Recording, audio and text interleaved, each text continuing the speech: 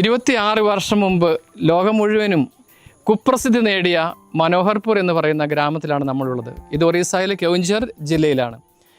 ഇവിടെയാണ് Australian missionary Graham സ്റ്റെയിൻസിൻ്റെയും അദ്ദേഹത്തിൻ്റെ 2 കൊച്ചുമക്കൾ ഫിലിപ്പിനെയും തിമോത്തിയും ജീപ്പിലിട്ട് പീഡനങ്ങൾ ഏൽപ്പിച്ചതിന് ശേഷം അഗ്നിക്കിരയാക്കിയത്, ദഹിപ്പിച്ച് കൊന്ന സ്ഥലമാണ്. ഈ കാണുന്ന പള്ളിയുടെ മുമ്പിൽ, ഈ പള്ളി ഈ മോഡലല്ലായിരുന്നു, നമ്മൾ കാണുന്ന അതുപോലെയുള്ള കപ്ര ഓടുകളോടുകൊണ്ടുള്ള വീടായിരുന്നു. ഇവിടെ ഒരു കുഴിയായിരുന്നു. ഈ റോഡൊക്കെ പിന്നീട് പൊങ്ങി വന്നതാണ്. ഇവിടെയാണ് 2 സ്റ്റേഷൻ വാഗൺ മുമ്പിലേക്ക് തിരിച്ച് വെച്ചിരുന്നത്. അപ്പോൾ ഇവിടെ ഇരുന്ന് ലെഫ്റ്റ് സൈഡിലുണ്ടായിരുന്ന വണ്ടിക്കകത്തായിരുന്നു ഗ്രഹാം സ്റ്റെയിൻസും അദ്ദേഹത്തിൻ്റെ 2 കുട്ടികളും ഉറങ്ങിയിരുന്നത്.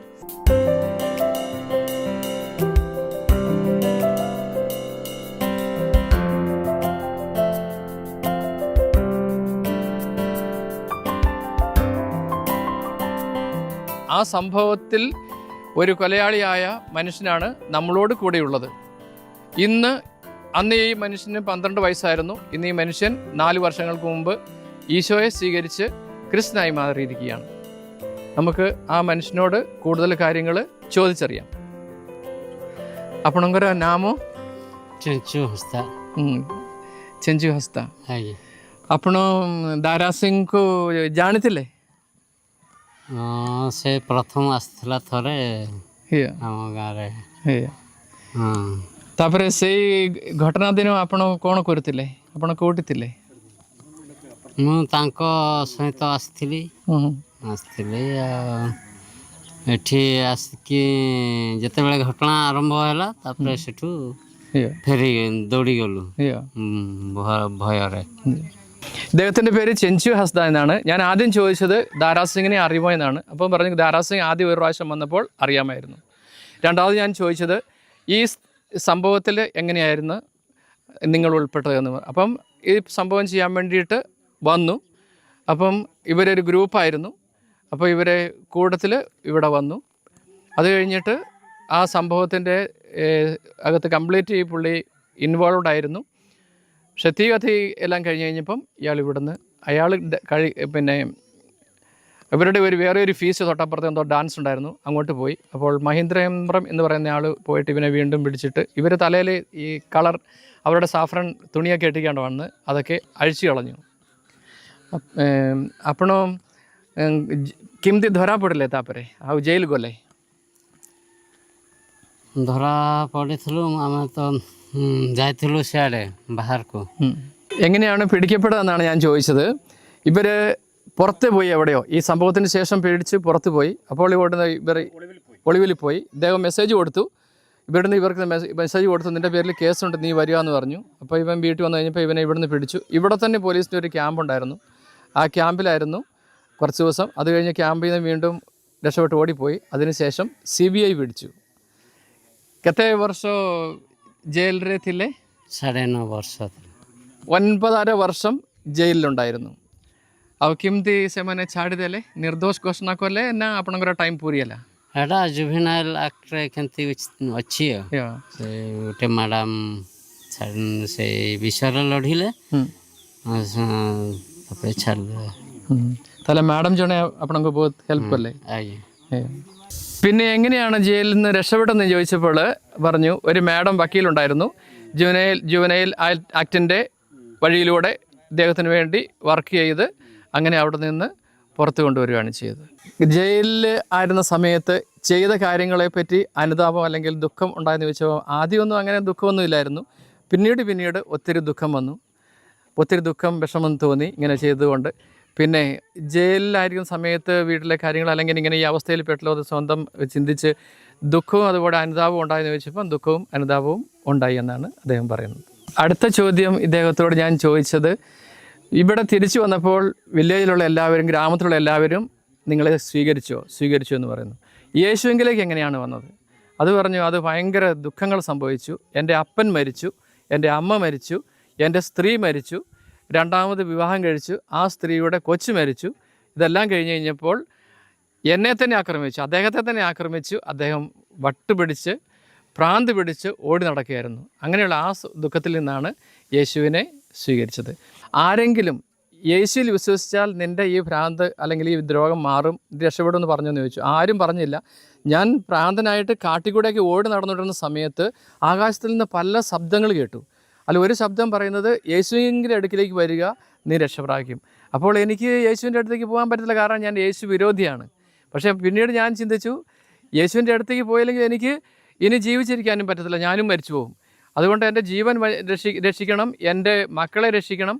അതുകൊണ്ട് രക്ഷപ്പെടാൻ വേണ്ടിയിട്ട് ഞാൻ സ്വയം യേശുവിടെ കാട്ടിൽ കൂടെ വട്ടുപിടിച്ച് നടക്കുന്ന സമയത്ത് ശ്രവിച്ച്, യേശുവിൻ്റെ ശബ്ദം ശ്രവിച്ച് യേശുവിലേക്ക് വന്നു. କୋଉ ମଣ୍ଡଳୀକୁ ଗଲେ କି କୋଉ ପାଷ୍ଟର ପାଖକୁ ଗଲେ? ଜାକବ ପାଷ୍ଟର ଫାଷ୍ଟ ଥିଲେ ସେ ରସାଇରେ, ତାଙ୍କ ପାଖକୁ ଗଲି, ତାପରେ ଆସିଲେ ଏଠି, ତାପରେ ସେ ଆମର ତିମୋଥୀ ପାଷ୍ଟର ସାଙ୍ଗରେ ଅଛନ୍ତି। ଆଉ ଏଇ ଚର୍ଚ୍ଚରେ, ଏଇ ମଣ୍ଡଳୀରେ ଆପଣ ଅଛନ୍ତି? ആരുടെ അടുത്തേക്കാണ് പോയതെന്ന് ചോദിച്ചപ്പോൾ ആദ്യം ജാക്കബ് എന്ന് പറയുന്ന പാസ്റ്ററായിരുന്നു. ആ പാസ്റ്ററിൻ്റെ അടുത്ത് പോയി. ഇപ്പോൾ ഇവിടെയുള്ള നമ്മുടെ ഈ മണ്ഡലിയിൽ തന്നെ, ഈ മണ്ഡലി എന്ന് പറഞ്ഞാൽ ഈ സഭയിൽ തന്നെയാണ് തിമോത്തി എന്ന പാസ്റ്ററാണ് അദ്ദേഹത്തെ നോക്കുന്നത്. യേശുവിലേക്ക് വന്നിട്ട് എന്ത് തോന്നുന്നു എന്ന് പറഞ്ഞു. യേശുവിലേക്ക് വന്നിട്ട് നല്ല സന്തോഷമുണ്ട്. സന്തോഷം എന്ന് പറഞ്ഞു, അങ്ങനെ പറഞ്ഞാൽ പോരല്ലോ, ഒന്ന് ക്ലിയറായിട്ട് പറഞ്ഞു ഇപ്പോൾ അസുഖങ്ങളില്ല, അതുപോലെ ഞങ്ങൾ വീട്ടിൽ സമാധാനമായിട്ട് കഴിയുന്നു. റെഗുലറായിട്ട് പള്ളിയിൽ പോകാറുണ്ടോ? ഭാര്യയും മക്കളും നിങ്ങളെല്ലാവരും റെഗുലറായിട്ട് ഞങ്ങളെല്ലാവരും പള്ളിയിൽ പോകാറുണ്ട്, സന്തോഷമായിട്ട് കഴിയുന്നു എന്ന് പറഞ്ഞു. ഈ ഗ്രാമത്തിൽ വന്നതിന് ശേഷം, തിരിച്ചു വന്നതിന് ശേഷം, ജയിൽ മുക്തനായതിനു ശേഷം ഇവിടുത്തെ ആൾക്കാർ താങ്കളെ എങ്ങനെ കാണുന്നു? ഒരു ക്രിമിനലിനെ പോലെ, ഒരു കൊലയാളിയെ പോലെ കാണുന്നോ? അതോ അന്നത്തെ അറിവില്ലാത്ത കാലഘട്ടത്തിൽ അദ്ദേഹം അറിവില്ലായ്മ കൊണ്ട് ചെയ്തതാണ്, അതുകൊണ്ട് പയ്യനായിരുന്നു, അറിയത്തില്ലായിരുന്നു, അതുകൊണ്ട് അവനോട് സിമ്പതിയോടുകൂടി നിർദോഷിയായിട്ടോ കാണുന്നു ചോദിച്ചപ്പം അദ്ദേഹം പറഞ്ഞു, അങ്ങനെ നിർദോഷിയായിട്ട് കാണുന്ന ആരും എന്നെ ഒരു കൊലയാളിയായിട്ടോ അങ്ങനെ ഒരു ക്രിമിനലായിട്ടോ കാണുന്നില്ല. അപ്പോൾ എല്ലാവരുമായിട്ട് സന്തോഷത്തിൽ ഒന്നിച്ചു പോകുന്നു എന്ന് പറഞ്ഞു. ഈ ഗ്രാമത്തിൽ നിന്ന് ഈ കൊലപാതകത്തിൻ്റെ മുഖ്യ സൂത്രധാരകനായിരുന്ന, അല്ലെങ്കിൽ ദാരാസിംഗിൻ്റെ എയ്ഡായിരുന്ന മഹീന്ദ്ര ഹെംബ്രം എന്ന മനുഷ്യൻ ജയിലിൽ നിന്ന് 2 മാസം മുമ്പ് പുറത്തു വന്നു. അദ്ദേഹത്തിൻ്റെ കാലാവധി കഴിഞ്ഞു. അതുപോലെ ജയിലിൽ നല്ല നടത്തമായിരുന്നുകൊണ്ടാണ് പുറത്തു വിട്ടതെന്ന് പറയുന്നു. അദ്ദേഹത്തെ ഒരു ഓഡിയ TV ചാനൽ ഇൻ്റർവ്യൂ ചെയ്യുമ്പോൾ അദ്ദേഹത്തോട് ആ ചാനൽ അവർ ചോദിക്കുന്നുണ്ട്, നിങ്ങളുടെ ഒപ്പം ഉണ്ടായിരുന്ന ചെഞ്ചു ഹസ്ദ എന്ന് പറഞ്ഞ ഒരു മനുഷ്യനും പുറത്തു വന്നിട്ടുണ്ടല്ലോ, അയാൾ ക്രിസ്ത്യനായി എന്ന് കേട്ടല്ലോ എന്ന് പറഞ്ഞു. ഉടനെ മഹീന്ദ്രേന്ദ്രൻ പറയുകയാണ്, അത് അവന് പ്രലോഭനങ്ങൾ നൽകിയിട്ടാണെന്ന്. അപ്പോൾ ആ ചെഞ്ചു ഹസ്ദയാണ് നമ്മളോടൊപ്പം ഉള്ളത്, നമുക്ക് നേരിട്ട് അദ്ദേഹത്തോട് ചോദിക്കാം. അദ്ദേഹത്തിൻ്റെ ബുദ്ധിമുട്ടുകൾ കണ്ടാണ് വന്നതെന്ന് അദ്ദേഹം പറഞ്ഞു. എന്നാലും ഇങ്ങനെ ഒരു ചാനലിൽ ഇങ്ങനെ പബ്ലിക്കായിട്ട് പറഞ്ഞുകൊണ്ട് അതിൻ്റെ യഥാർത്ഥം എന്താണെന്ന് അറിയാൻ വേണ്ടിയിട്ട് നമുക്ക് ചെഞ്ചു ହସ୍ତയോട് തന്നെ ചോദിക്കാം. ଆପଣଙ୍କ ସାଙ୍ଗରେ ଜେଲରେ ଜଣେ ଥିଲେ ମହେନ୍ଦ୍ର ହେମ୍ବ୍ରମ, ଆମର ଗାଁ ଲୋକ। ସେ ତାଙ୍କର ଭଲ ଚାଲଚଲନ ପାଇଁ ତାଙ୍କୁ ଜେଲରୁ ରିହା କରିଦେଇଛନ୍ତି। ଆଉ ତାଙ୍କର ଗୋଟିଏ ଓଡ଼ିଆ ଚ୍ୟାନେଲ୍ ଇଣ୍ଟରଭ୍ୟୁରେ ତାଙ୍କୁ ଇଣ୍ଟରଭ୍ୟୁଅର୍ ପଚାରିଛନ୍ତି, ଆପଣଙ୍କର ସାଙ୍ଗ ଜଣେ, ମାନେ ଆପଣଙ୍କ ବିଷୟରେ ପଚାରିଛନ୍ତି ତାଙ୍କୁ, ଚେଞ୍ଜୁ ହସ୍ତା ଖ୍ରୀଷ୍ଟିଆନ ହେଲା କହିଲା ବେଳକୁ ସାଙ୍ଗେ ସାଙ୍ଗେ ମହେନ୍ଦ୍ର ହେମ୍ବ୍ରମ କହୁଛନ୍ତି ତାଙ୍କୁ ପ୍ରଲୋଭନ ଦିଆଯାଇଛି। ଆପଣଙ୍କୁ କ'ଣ ପ୍ରଲୋଭନ ଦିଆଯାଇଛି? ନା ପ୍ରଲୋଭନ ଦିଆ ହେଇନି, ସେ ମିଛ କହୁଛି, ସେ ଯାହା കൗശി ସବୁ മിച്ച കൗശി. ആ ചോദ്യം അദ്ദേഹത്തിനോട് ചോദിച്ചു. ഉടനെ തന്നെ അദ്ദേഹം നമ്മൾ കണ്ടു, അദ്ദേഹം വളരെ സുസ്മേരവദനായിട്ട് പറഞ്ഞു, ഒരു പ്രലോഭനവും ഇല്ല, എന്നെ ആരും പ്രലോഭിച്ചിട്ടുമില്ല. ഇങ്ങനെയുള്ള അവസ്ഥയിൽ പെട്ട് കഴിഞ്ഞാൽ ഓട്ടോമാറ്റിക്കായിട്ട് എല്ലാ കടമ്പകളും കഴിഞ്ഞ് ഈശോയുടെ അടുത്ത് എത്തും. കാരണം ഞാൻ കാട്ടിൽ കൂടെ വട്ടുപിടിച്ച് നടന്ന സമയത്ത് എനിക്ക് കിട്ടിയ ശബ്ദം യേശുവിൻ്റെ ശബ്ദം. യേശുവിൽ മാത്രമേ രക്ഷയുള്ളൂ. ജീവിച്ചിരിക്കണമെങ്കിൽ യേശുവിൻ്റെ അടുക്കിലേക്ക് പോകണമെന്ന് എനിക്കുള്ള അനുഭവം. അങ്ങനെയുള്ള അനുഭവം ഉള്ളവരെ ഒരിക്കലും ആർക്കും തടയാൻ പറ്റത്തില്ല, ആർക്കും തടയാൻ പറ്റത്തില്ല. അതുകൊണ്ടാണ് ഞാൻ യേശുവിലേക്ക് വന്നത്. എനിക്കൊരു പ്രലോഭനവും കിട്ടിയിട്ടില്ല. ഇന്നും ഞാൻ കൂലിപ്പണി എടുത്ത്, എൻ്റെ സ്വന്തം പറമ്പിലെ പണിയും കൂലിപ്പണി എടുത്ത് ഞാൻ കഴിയുന്നു. ഇനി എന്തെങ്കിലും സ്വന്തം അനുഭവം, അല്ലെങ്കിൽ ഇത് ഷാലോൺ TVയിലൂടെ ഒത്തിരി ആൾക്കാർ കാണും, അവരോട് എന്തെങ്കിലും പറയാനുണ്ടോ എന്ന് പറഞ്ഞു. അദ്ദേഹം പറഞ്ഞത്, ഈശോയെ പറ്റിയും ബൈബിളിനെ പറ്റിയും എല്ലാവരും അറിയണം. അങ്ങനെ അറിഞ്ഞു കഴിഞ്ഞു കഴിഞ്ഞാൽ ഒരിക്കലും ഇതുപോലെ അടിപിടികളോ വഴക്കുകളോ കൊലപാതകങ്ങളോ ഉണ്ടാകുകയില്ല. എല്ലാവരും ഒന്നിച്ച് ഒരുമിച്ച് ഒരുമയോടെ കഴിയും. അതാണ് അദ്ദേഹം പറഞ്ഞത്.